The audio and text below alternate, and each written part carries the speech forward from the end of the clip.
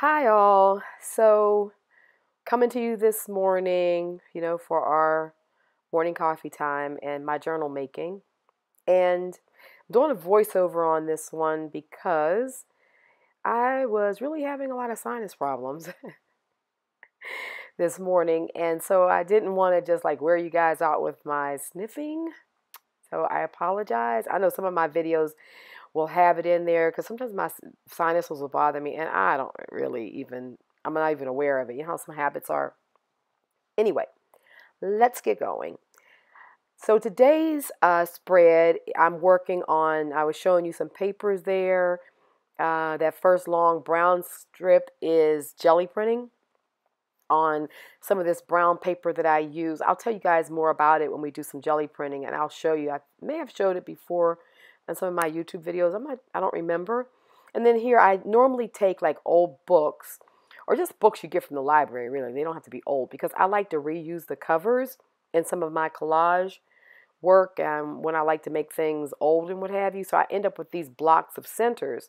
And I normally use those to just do a lot of off printing on, use them as palettes, color palettes, and mix colors around. And you can see here that I've taken the Yoo-Hoo glue stick and glued up my pages. And now I'm taking up one half of that jelly print.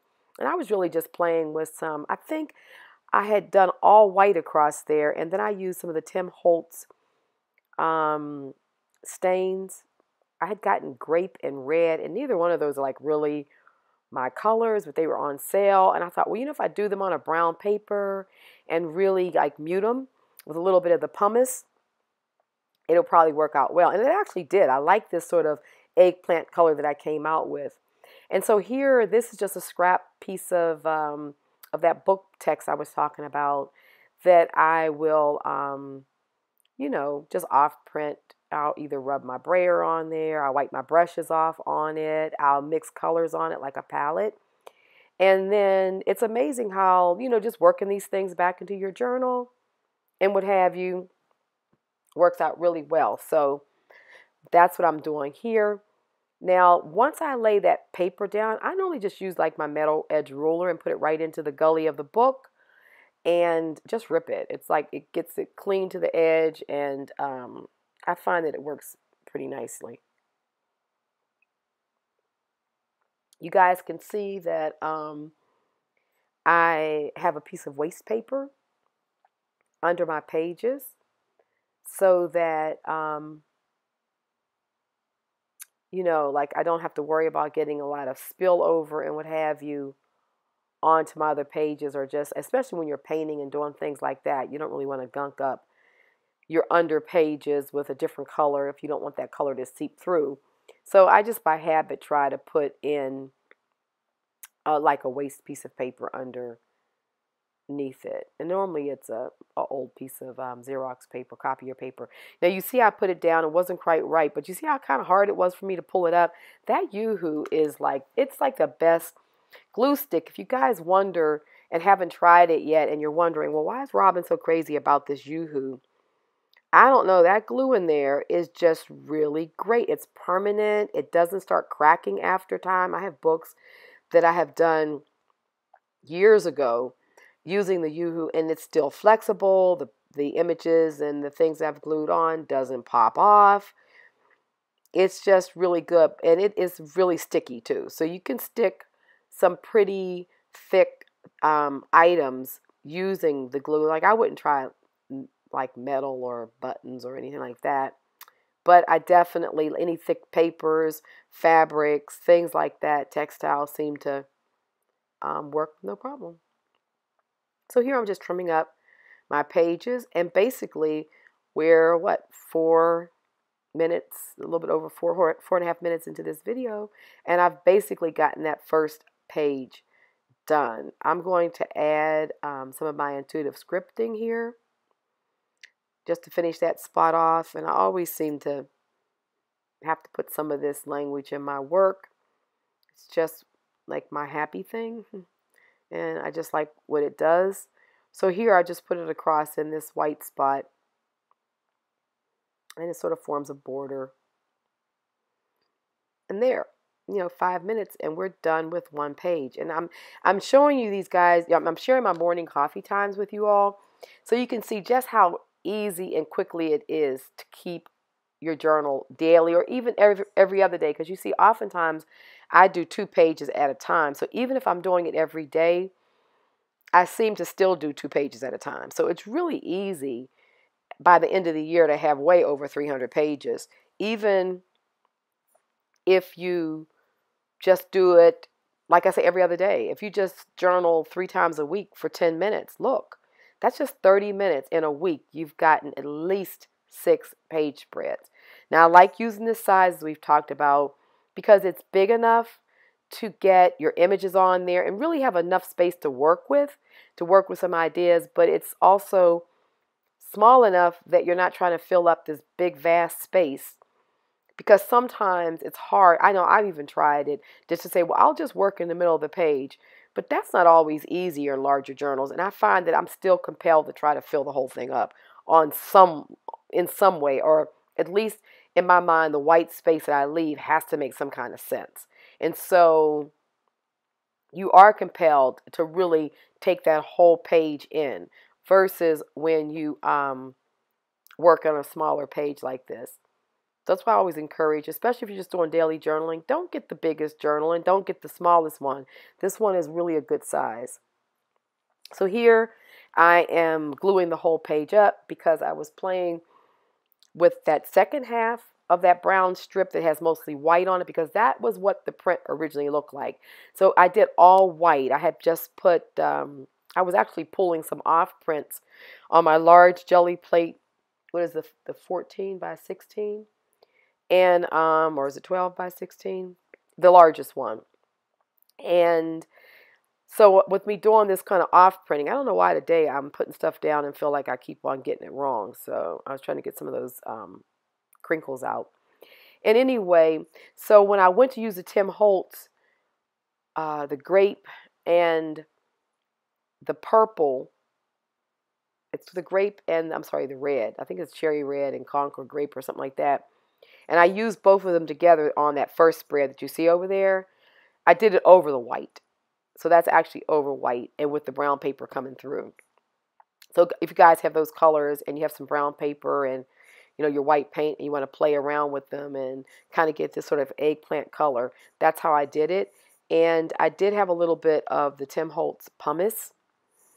It's a gray, and it really kind of knocks things back a little bit. And I think I used just a little bit of that over it in parts. But so for me also, I'm just playing with ideas on these wasted jelly papers that are my off prints and what have you from the studio. And it's a great way to not only kind of experiment with colors, but then by putting them in your journal, you remember, oh, that's what I did. And oftentimes I'll write notes on my pages there saying this is what I did, especially if I think I'm going to forget what that process was or what I used. Then I will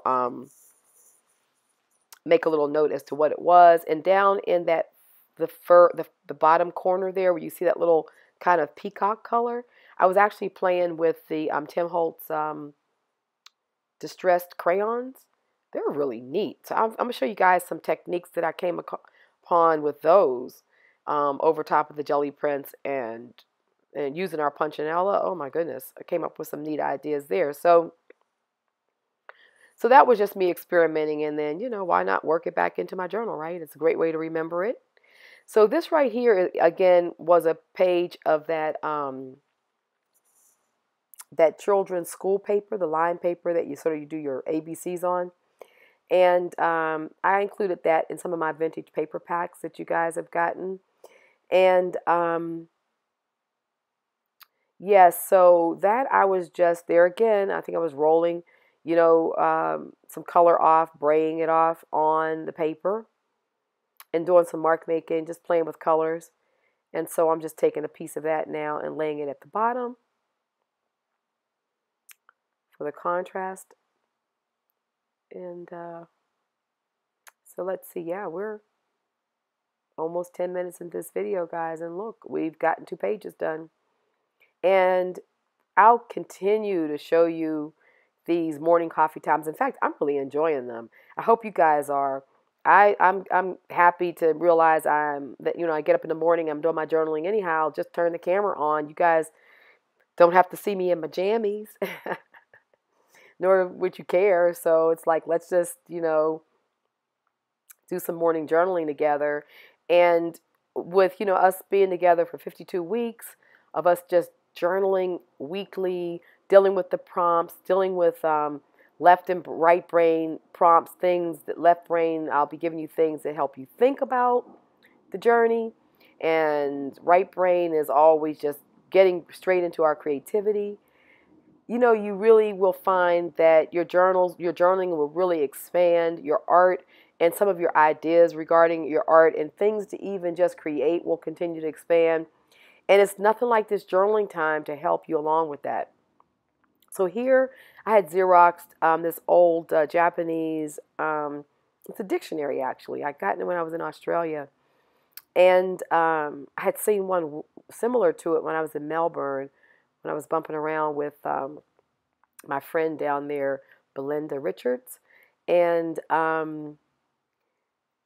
and there was one in a store in Melbourne, and it was like $100. And I was like really tempted to get it, and because I love this kind of thing. And I said, nah, I don't know. And then we went to a whole other place outside of Geelong, and lo and behold, it was this dictionary, and it was where it was a little different.